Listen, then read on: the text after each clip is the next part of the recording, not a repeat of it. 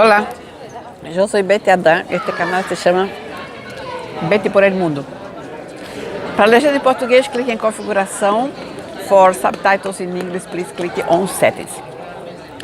Te voy a mostrar dónde estoy. Estoy en el bar de la universidad, de la Escuela de Diseño de Valencia. Mira.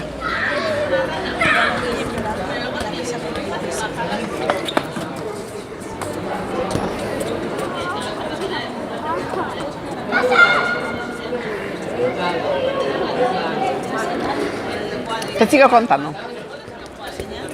¿Te acuerdas que te decía que estábamos yendo para Katmandú? Que habíamos comprado un vuelo para ir en un avión. Y creíamos que era un avión, pero era una avioneta de hélice, chiquitita, parecía de cartón.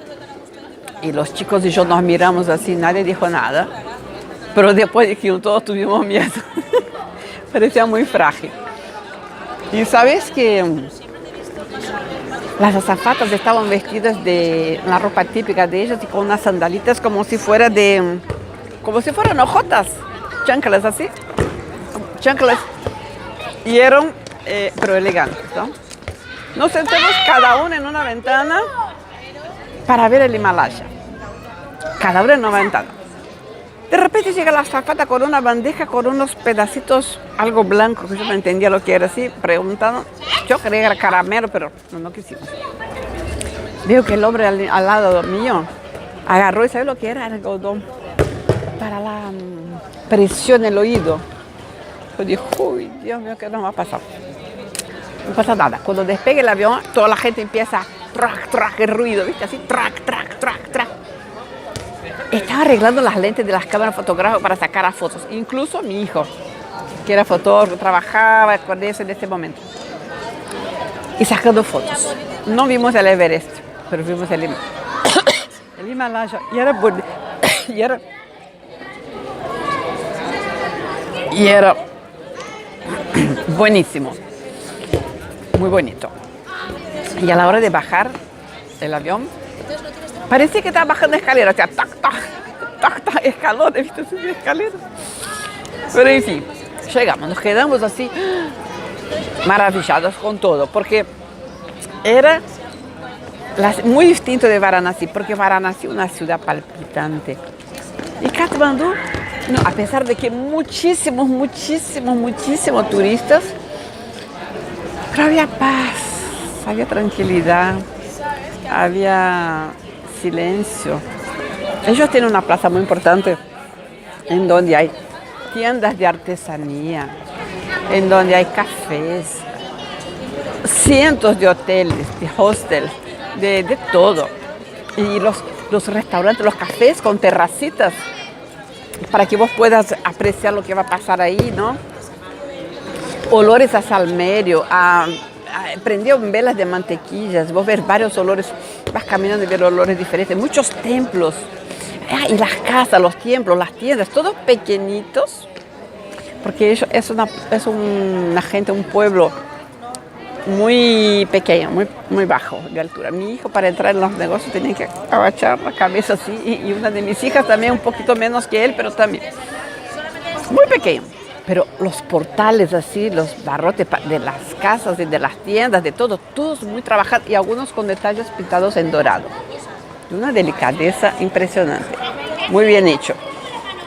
Y a las 7 horas, en esta plaza, hay un rezo. Hay monjes, budistas, cristianos, gente islámicos, Hare Krishnas, ¿cómo se llaman? Los hinduistas, los de Hare Krishna, budistas, todos con no es un rosario, pero un tipo de rosario con mandalas, rezando, orando con mantras, ¿viste? Con mantras, a las 7 de la tarde. Dura más o menos, creo que una hora, creo que era más o menos una hora. Y ¿sabes qué? Ellos van caminando por la calle y te ponen los collares, no es que venden, te ponen los collares de las florcitas amarillas, características como en India. Las flores amarillas, medio naranjas así. Te pintan acá, te ponen una pelotita así, naranja, amarillenta así. A mi hija, mira la foto. Ella se quiso hacer la henna en las manos, que lo hace en India también, para los casamientos sobre todo. se pinta las manos de henna, como si fuera un guantes de encaje. Sí. Katmandú, de cualquier lado que vos mires, de cualquier lado, vos ves las montañas del Himalaya. Es una ciudad muy bonita. Los chicos no querían venir más. No, un día más. No sé, no me acuerdo cuántos días nos quedaron, pero ellos siempre decían un día más. Hay muchas cosas para hacer, mucho deporte, trekking, rafting, qué sé yo más qué cosa que había para hacer. Y siempre querían quedar un poco más. Me fue difícil arrastrarlos de ahí. La ciudad vive mucho de turismo de las montañas, dinero, ¿no? Es una ciudad pobre y la mayoría de la gente trabaja la mano de obra en la plantación, en la agricultura de arroz. Es un país proveedor importante de arroz de la región. Buda nació ahí, en Nepal, así dice. Pero no es que haya muchos budistas, ¿eh? Hay un poco de equilibrio entre budistas y hinduistas. Hay cristianos también, bueno, hay islámicos, bueno, en esta plaza, ¿no? En esta fiesta a las 7 de la tarde, hay toda la gente en la ronda así, rezando, ¿no? Diciendo el mantra de cada uno de su creencia. Hay no sé cuántas casas, etnias, creencias diferentes, todos conviviendo con armonía, sin ningún problema. Tiene un ritual. Hay dos rituales interesantes que no pudimos ir porque es de familia. Uno es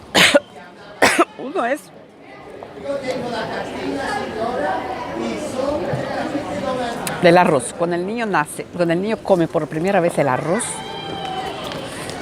hace una ceremonia para festejar eso. Después hay una ceremonia que me parece muy interesante, que es cuando la niña, esa preadolescente, hay un encuentro de ella con el árbol, porque el árbol le pase a ella la fertilidad. Tiene una que asistimos, un ritual. Muy impresionante. ¿Sabe lo que es? Ellos tienen una diosa que entra a los 6 años de edad. Y cuando esa niña menstrua por primera vez, o sea, entre 12 y 14 según, sale y entra otra. Entonces es la diosa del lugar. Ahora, eligen porque por ser la más linda. Y en general son los pobres, las familias más pobres que ofrecen, ¿no? que ofrece su hija, porque ella vive una vida de lujo que ellos jamás le podrían brindar. Esa chica come lo mejor que hay. Tiene los lindos vestidos, es bien peinada, le dan todos los gustos, aprende a leer, aprende a escribir, es adorada por todos. Una vez al mes, una cosa así, cada 20 días, 15, no me acuerdo. Sale a la ventana de su palacio para que la gente la pueda adorar. Wow. Y cuando menstrua, sale, deja el cargo, deja el puesto de diosa y entra otra chica, otra niña. En general son los pobres, porque los pobres quieren brindar a esta hija, a esta niña, algo que ellos nunca le podrán hacer, y los que tienen una condición mejor, ¿para qué van a alejarse de su hija, no? Ahora, ¿qué pasa? Es impresionante. Esta niña sale rebelde, con bronca, primero porque está en la adolescencia. Segundo, porque quiere cosas que sus padres no le podrán dar porque no tienen condición económica de brindarle ciertas cosas. Entonces no tiene más ningún lujo, va a comer mal, sí comer, ¿no?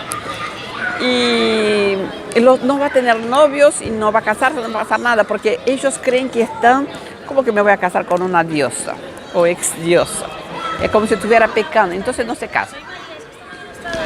Y ella quiere determinadas cosas que no puede tener, no tiene trabajo, entonces ¿qué pasa? Cae en la prostitución. De diosa pasa a ser prostituta. Qué increíble, ¿no? Qué increíble. Pero en fin, es así. Y los padres siguen mandando a las niñas porque quieren ofrecer un lujo que ellos no le pueden ofrecer. Bueno, después, hay también un casamiento en el norte entre los aldeanos, que eso había, creo que hoy, no sé, ya pasaron 20 años, no creo que siga existiendo. Un pueblo que ellas, las mujeres, pueden tener más de un marido. Al contrario, no puede. La poligamia no, es la poliandría. Y pero cada vez menos. En estos lugares también hay unas casas que son hechas de bambú y tienen una tela cubierta con adobe que mantiene la temperatura. En el verano es bien fresquita y en invierno es calentita. ¿Qué más que tienen? Bueno, te cuento que Buda nació hoy, ya te había dicho. Y creo que nada más. Después de ahí nos fuimos para Shanghai. Acordate que yo te decía que mi hija no estaba bien de salud, estaba empeorando. Y íbamos a tomar un vuelo para Shanghai. Estaba difícil sacar los chicos de ahí porque ahí hay mucho deporte para hacer, hay muchas cosas para hacer y los chicos querían quedarse cada vez más. Así como en India yo quería ir a Madras, no pude ir porque era muy lejos y moverse en estos lugares, en esa época en donde no había internet o recién empezaba internet, el inglés era muy difícil movernos ahí, era muy difícil para nosotros. Y quería ir también a Kashmir, pero era zona de conflicto, así que dejaba algunas cosas, así como ellos también querían quedarse en Katmandú un tiempo más, yo dije, no, basta, ya no podemos más, vamos para China. A ver si me voy a contarte algo. No, ellos tienen una bandera también que es muy interesante.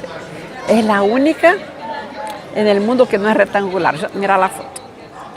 Y también fue el único país asiático que nunca fue colonizado. Ahora creo que es todo. Yo te espero el próximo sábado, pero ya en Shanghai. Fueron 60 días de viaje. ¿Vos estás cansado? Contame, dale. ¿O estás curioso? Bueno, vas a ver lo que nos pasó en Chile. Tuvimos susto. Bueno, te doy un beso. Dale, chao. Te espero el sábado. Chao.